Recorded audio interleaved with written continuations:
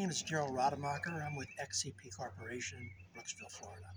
I'm going to show you some video of a major installation that we're doing for both electric vehicle charging stations, which you see right here, and also recreational vehicle payment systems for electricity.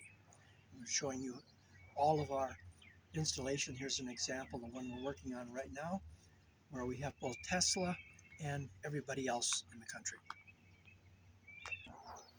All right, this is the main distribution where the electricity comes in, the main, and then here it goes to 163 locations here in this park. They're all numbered on each one.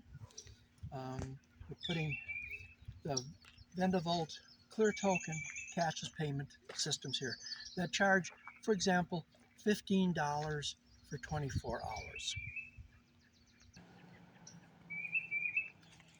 This is the parking lot where the RVs and trailers all show up and run their electrical over and connect up.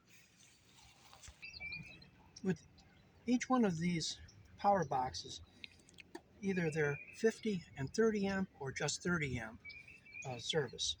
Currently, what they're doing is they're making payment at the central office, then getting on a golf cart and driving out here and taking a padlock and unlocking it and turning it on, allowing the recreational vehicle to plug into this for example 24 hours for $15.